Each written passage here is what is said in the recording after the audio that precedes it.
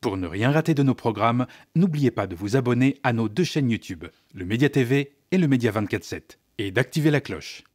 Bonjour à toutes et à tous et bienvenue dans Au cœur de l'actu, l'émission d'actualité du soir sur Le Média, diffusée du lundi au jeudi à 19h en direct sur le canal 165 de la Freebox, sur Molotov et sur le mediatv.fr.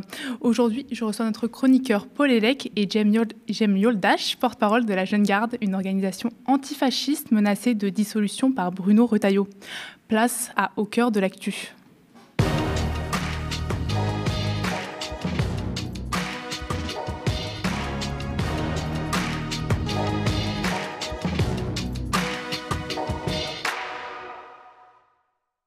Bienvenue, Jem Yoldash et Paul Hellec. Bonsoir, merci d'être là sur ce plateau.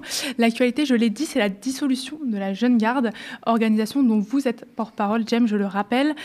Bruno Retailleau l'a annoncé hier lors des questions au gouvernement à l'Assemblée nationale. On l'écoute. Monsieur le député, vous avez raison, le 1er mai, c'est une date symbolique qui doit pouvoir réunir celles et ceux qui sont attachés à la valeur travail et qui doit permettre, et notamment aux grandes organisations syndicales, de défiler dans la tranquillité. C'est la raison pour laquelle, il y a quelques années au Sénat, j'avais promu un texte qui a depuis été adopté contre la dissimulation du village, vous savez, notamment pour les Black Blocs qui entravaient ces manifestations. Et vous avez raison, puisque un certain nombre d'individus appellent au contournement des règles qu'a édictées la préfecture de police. Le préfet de police, à juste titre, vient de signaler à la justice les propos d'un individu qui est d'ailleurs par ailleurs un attaché parlementaire d'une députée insoumise. Il incitait à contourner le dispositif précisément de la préfecture de police. Celui-là même fait l'objet de trois autres signalements au procureur, un autre par le préfet de police et deux autres du ministère de l'Intérieur. Nous ne laisserons pas passer. Vous m'interrogez précisément sur la Jeune Garde. Nous ne pouvons dissoudre que lorsque nous avons des faits, que lorsqu'il y a un dossier qui est établi.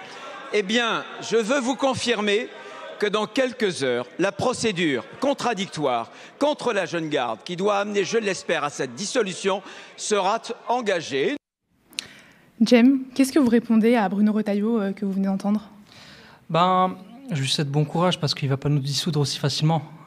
Nous, directement, ça fait des années que l'extrême droite s'attaque à notre organisation. On a obtenu plusieurs victoires contre l'extrême droite, notamment dans la rue, contre le Bastion social, contre Génération Identitaire aussi, qu'on a réussi à faire dissoudre. Et ce qu'on constate aujourd'hui, c'est que l'extrême droite, elle est présente partout, que ce soit à l'Assemblée nationale et aussi auprès du ministre de l'Intérieur, Bruno Retailleau. Ce qu'on constate, c'est que Alice Cordier, qui est porte-parole du mouvement Némésis, qui est un mouvement violent, je le rappelle, parce que souvent on les décrit comme un mouvement féministe, identitaire, on ne sait pas trop. Et nous, on le rappelle que c'est un mouvement violent qui a attaqué plusieurs manifestations du 8 mars, que ce soit à Paris ou à Lyon. Et Alice Cordier, elle a ses entrées au ministre de l'Intérieur. Et là, ça fait presque un an maintenant que la cocarde étudiante et le collectif Némésis mènent une campagne pour la dissolution de notre organisation. Et si ces organisations d'extrême droite qui sont liées à l'extrême droite violente souhaitent la dissolution de la Jeune Garde, c'est pour une raison très simple. C'est parce qu'on leur fait peur. Parce que la Jeune Garde, c'est des victoires sur le terrain contre l'extrême droite. Et aujourd'hui, on a un ministre de l'Intérieur qui reprend le narratif de l'extrême droite, qui souhaite dissoudre une organisation antifasciste, parce que ce qui nous est reproché, moi j'ai eu la lettre qui m'annonce la procédure pour la dissolution de la Jeune Garde. Ce qui nous est reproché en premier lieu, c'est d'être antifasciste. Et lorsqu'on reproche à une organisation, et lorsque ça devient un motif pour une dissolution, en fait, plus personne n'est à l'abri. C'est-à-dire que demain, la CGT est menacée, le planning familial est menacé, la France insoumise est menacée. Et face à ça, face à cette attaque encore liberticide qui va encore dans le sens de l'extrême droite du gouvernement, nous, ce qu'on dit, c'est qu'il faut s'organiser. Nous, ce qu'on va faire là, dans un premier temps, c'est déjà faire un recours et on va construire une mobilisation solide. Vous dites qu'il y a eu une campagne contre la Jeune Garde. Est-ce que vous êtes surpris de cette dissolution ? Non, pas du tout, parce qu'en réalité, il y a quelques années en France, le climat politique était était différent, c'est-à-dire qu'on avait une extrême droite beaucoup plus présente qu'aujourd'hui, beaucoup plus présente dans la rue aujourd'hui qu'aujourd'hui. Et en fait, avec la Jeune Garde, on a réussi à les faire reculer. On a fait reculer les Zouaves Paris, on a fait reculer le Bastion social, Génération Identitaire, et le fait qu'une partie de l'extrême droite essaye de s'institutionnaliser pour nous attaquer de cette manière, c'est aussi quelque part qu'on fait du bon boulot. Et le fait que Bruno Retailleau nous attaque, c'est que quelque part on leur fait mal. Et nous, on n'est pas du tout surpris, on savait que c'est une éventualité qui risquait d'arriver, surtout dans le contexte actuel, où je le rappelle, en fait, on est dans une société où l'extrême droite progresse de jour en jour, non pas par le bas, mais par le haut, c'est-à-dire avec des élites médiatiques comme Vincent Bolloré, qui souhaitent imposer un discours raciste d'extrême droite qui conduit au meurtre, notamment on l'a vu, Abou Bakar qui a été assassiné dans une mosquée samedi dernier. S'il a été assassiné, c'est parce qu'il y a des gens qui diffusent des idéologies racistes comme le grand remplacement à longueur de journée sur les plateaux de télé. Non, on n'est pas dissous. On n'est pas surpris. On n'est pas surpris. Ouais, vous n'êtes pas surpris. Mais on n'est pas dissous non plus. Et toi, Paul, est-ce que tu es surpris de cette dissolution ou tu rejoins Jem ? Non, je le rejoins parce que je ne suis pas surpris par cette demande de dissolution. La possibilité de dissolution, elle vient d'un article du Code de la sécurité intérieure, l'article L212-1. Et en fait, lui-même est une inscription qui reprend les dispositions d'une vieille loi.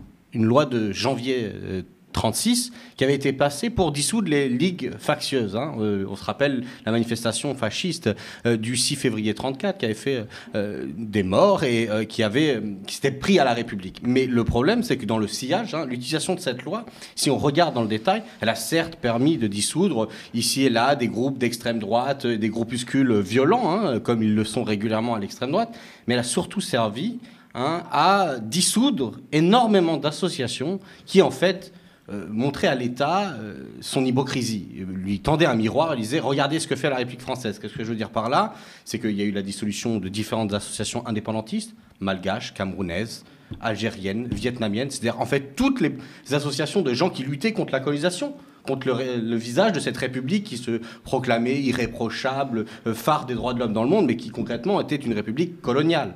Bon, et en fait, on a l'État qui a dans ses mains un outil de répression massive, et qui l'utilise régulièrement.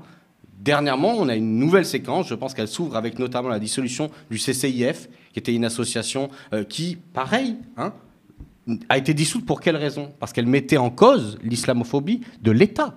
Elle mettait en cause l'État dans ses politiques, dans ses actions discriminantes envers un groupe et des personnes. Et donc, systématiquement, cette avancée d'un pouvoir réglementaire, parce que c'est sur le président de la République qui dissout sous proposition au Conseil des ministres, c'est un abus d'un pouvoir que l'État s'est approprié et qu'il utilise contre toute forme d'organisation qui viennent à remettre en cause son image. Donc je ne suis pas très surpris parce que, et je finirai là-dessus, la Jeune Garde, c'est quoi ? C'est une organisation qui, parce qu'elle lutte de façon conséquente contre l'extrême droite, elle met en difficulté le gouvernement. Elle montre les accointances évidentes qu'il existe entre la Macronie et le Rassemblement national, entre M. Bruno Retailleau, qui est lui vraiment quelqu'un qui a fait carrière à l'extrême droite. Je rappelle qu'il a commencé chez M. De Villiers, qu'il est vraiment la caricature de l'extrême droite catholique radicale, avec des faux habits de bourgeois. Mais enfin, c'est... parce qu'elle met en difficulté, la Jeune Garde met en difficulté, l'image que se donne de pseudo-antifascistes, le gouvernement, la Macronie et tous ses alliés, qu'on s'attaque à cette organisation. Et donc je ne suis pas surpris et j'espère qu'ils ne seront pas dissous. Et comme tu as dit, vous n'avez pas donné votre dernier mot. Alors on va revenir après sur les dérives du gouvernement au global concernant les associations. J'aimerais revenir sur l'actualité parce qu'il n'y a pas que la Jeune Garde qui fait face à une procédure de dissolution. Il y a aussi le collectif Urgence Palestine.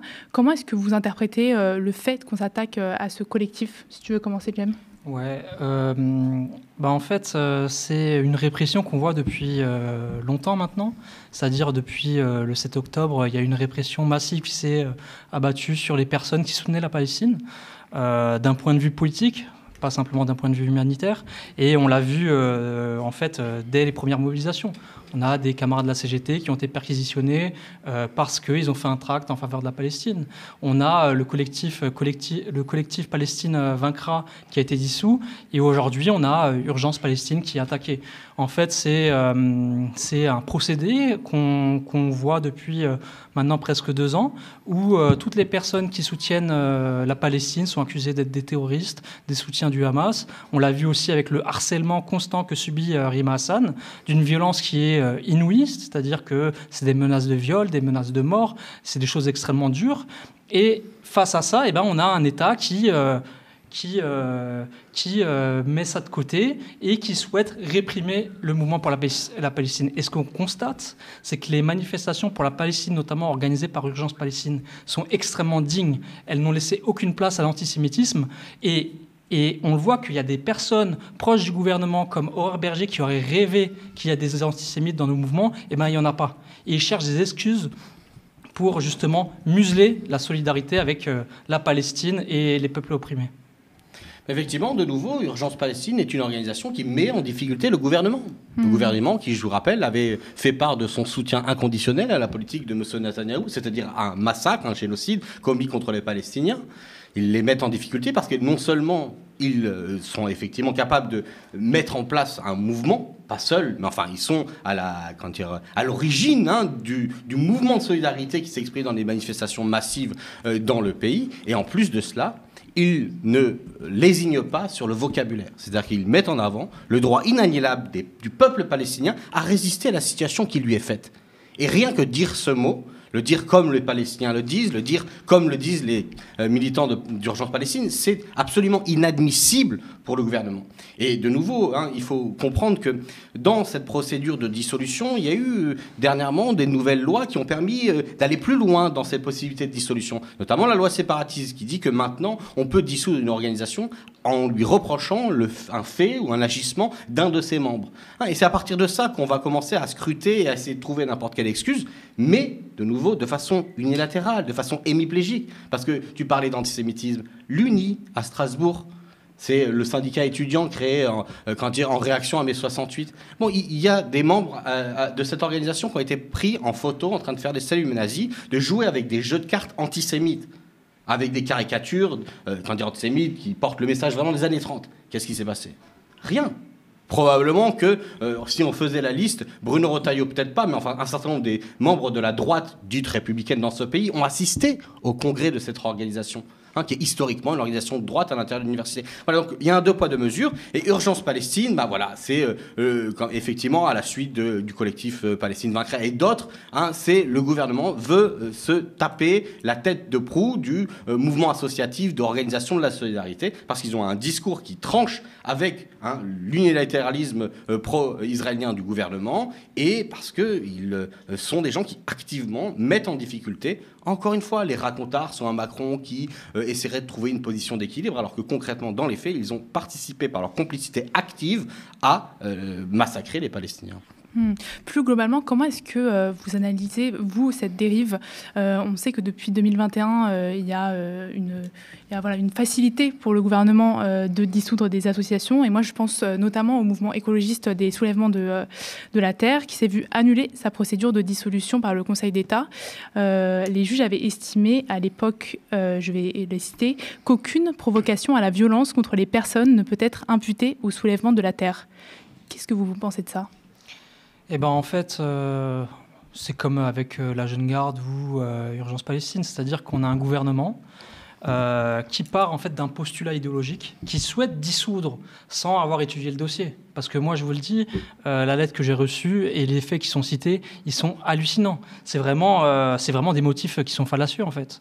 Et ce qu'on constate, c'est que le gouvernement part d'une volonté politique de dissoudre des mouvements de solidarité, des mouvements de contestataires, des mouvements écologistes, et après, ils brodent. C'est la réalité aujourd'hui. Et c'est le cas avec les soulèvements de la Terre, et la dissolution n'a pas fonctionné. Aujourd'hui, c'est le cas avec Urgence Palestine et la Jeune Garde. Et nous, ce qu'on va faire, c'est construire une mobilisation massive, notamment on va se mobiliser sur le côté juridique et dans la rue. On va leur montrer que lorsqu'on s'attaque à une partie du mouvement social, à une partie du mouvement de solidarité, en fait, on va répondre toutes et tous. Qu'est-ce que vous avez eu dans cette lettre, hormis les accusations d'antifascisme ? Alors, c'est assez comique, c'est-à-dire que dans cette lettre, on nous accuse notamment d'organiser des stages d'autodéfense. On nous accuse aussi d'agression sans aucun fait juridique, enfin sans aucune condamnation juridique, sans aucun fait juridique en fait. C'est-à-dire qu'on prend les faits, enfin ce que peut dire la cocardie étudiante, et on en fait parole d'évangile.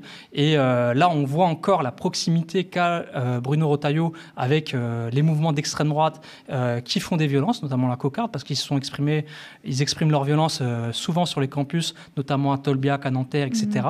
Et ça, c'est quelque chose qui est extrêmement inquiétant. Paul, une réaction ?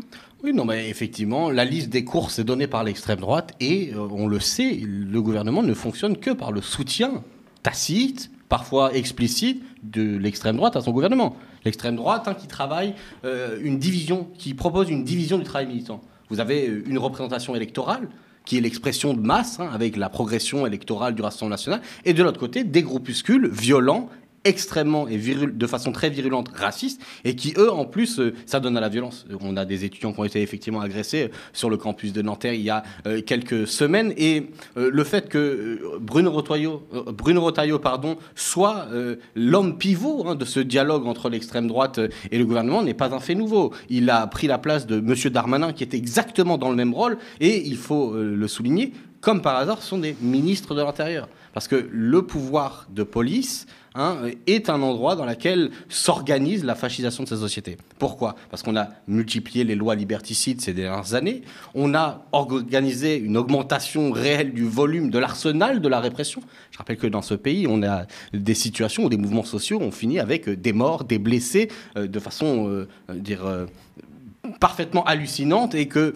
pourtant ça peut susciter de débat, si ce n'est que certains ont pu réussir à prononcer le mot de violence policière avant de se rétracter immédiatement, alors qu'on a les gilets jaunes, alors qu'on a la répression de toutes les manifestations véritablement depuis la loi travail. Donc ça ne m'étonne pas, ce dialogue il est officiel, il ne s'agit pas d'un complot, il est visible dans toutes les prises de parole, dans le fait que Bruno Retailleau prenne, là il répondait dans une question à qui ? À M. Sébastien Chenu, qui est un député du Rassemblement national. Donc voilà, c'est un dialogue qui se met en scène et c'est extrêmement grave, extrêmement dangereux pour la suite. Il faut rester serein et affronter la question. Alors sur le plan judiciaire, c'est une bataille juridique, mais enfin, la question sera politique. Le problème, c'est que l'État mène la guerre à l'état de droit.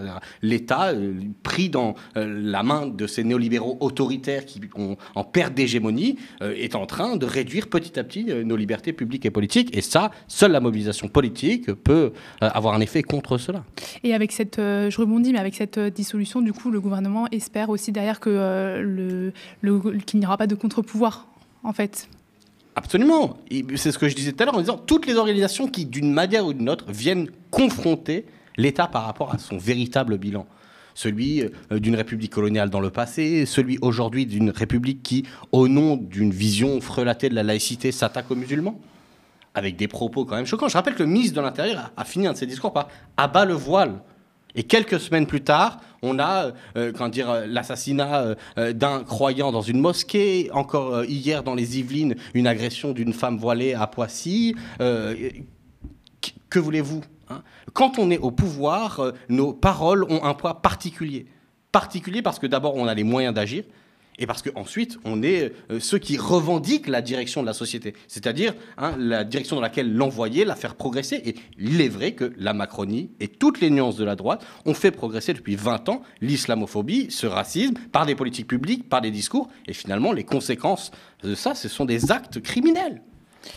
Plus globalement, Jem, j'imagine que vous êtes en lien avec le tissu associatif et militant, notamment à Strasbourg où vous habitez. Est-ce que vous avez l'impression qu'il y a une criminalisation de ce genre d'engagement ?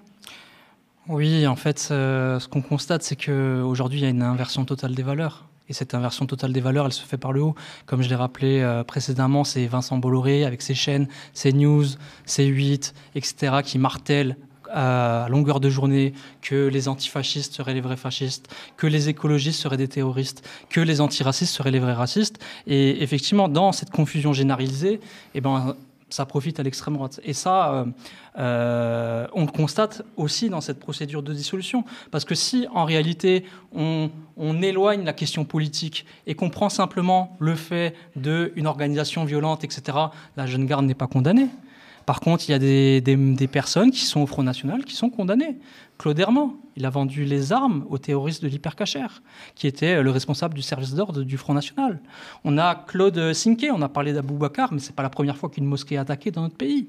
C'est-à-dire qu'on a, Claude Sinké, qui est un ancien candidat du Front National, qui est rentré dans une mosquée à Bayonne avec un fusil et qui a tiré sur 2 fidèles.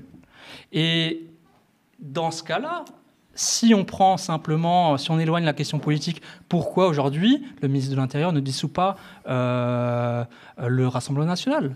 C'est eux qui propagent cette idéologie mortifère de l'islamophobie qui tue aujourd'hui, qui tue des jeunes comme Aboubacar. C'est eux qui ont des condamnations, c'est eux qui commettent des violences. Et c'est la question qu'on pose aujourd'hui. Après, pour être tout à fait honnête, nous, on a reçu énormément de soutien depuis hier. C'est-à-dire que la société, elle résiste. Elle résiste aux assauts de l'extrême droite, à cette idéologie qu'on souhaite nous imposer d'en haut. Et il y a tout le mouvement social, tout le mouvement associatif qui nous contacte. Et prochainement, il y a des mobilisations qui vont naître. Qui vont naître parce qu'aujourd'hui, si on se laisse faire, la porte est ouverte à tout. Parce que la Jeune Garde, qu'est-ce que c'est ? La Jeune Garde, c'est la première organisation spécialisée sur la question de l'extrême droite aujourd'hui. C'est-à-dire que c'est nous qui avons obtenu beaucoup de victoires sur l'extrême droite, notamment l'extrême droite violente, l'extrême droite de rue. Et si aujourd'hui on laisse faire ça, comme je l'ai dit, demain la CGT va être attaquée. Parce que je me souviens, dans des mouvements sociaux comme la loi travail ou la réforme des retraites, il y a des personnalités de l'extrême droite qui appelaient à la dissolution de la CGT. Aujourd'hui, il y a des personnalités d'extrême droite qui appellent à la dissolution de la France insoumise. Où est la limite ? Et face à ça, ce que nous on dit, c'est qu'il faut organiser la résistance. Et nous, ce qu'on souhaite dire, on aimerait bien paraphraser le rappeur Medine qui dit une phrase toute simple. Ils peuvent tuer le résistant, mais pas la résistance. Et avec l'antifascisme, c'est pareil. Ils peuvent dissoudre la Jeune Garde, mais nos pratiques sont infusées dans le mouvement social. On travaille avec énormément d'organisations politiques. Ce qu'on fait aujourd'hui, populariser l'antifascisme, combattre l'extrême droite sur le terrain, c'est pas demain que ça va s'arrêter. Jeune Garde ou pas. Et c'est quoi la suite du coup pour la Jeune Garde ? Vous avez parlé d'une procédure pour justement contrer cette dissolution ? C'est ça, du coup c'est une procédure juridique. On a plusieurs personnes qui travaillent à ce sujet-là. Pour l'instant, je ne peux pas en dire plus parce que c'est en train d'être vu actuellement. C'est des choses qui seront annoncées par la suite, mais effectivement, on va se battre, on ne va pas se laisser faire parce que lorsqu'on est attaqué par l'extrême droite, notre responsabilité, c'est de répondre. Parce que si aujourd'hui on leur laisse le terrain, le champ est libre. Merci beaucoup, Jamie Oldash. Je le rappelle, vous êtes porte-parole de la Jeune Garde. Merci pour votre participation à ce plateau et merci à vous, Paul Hellec.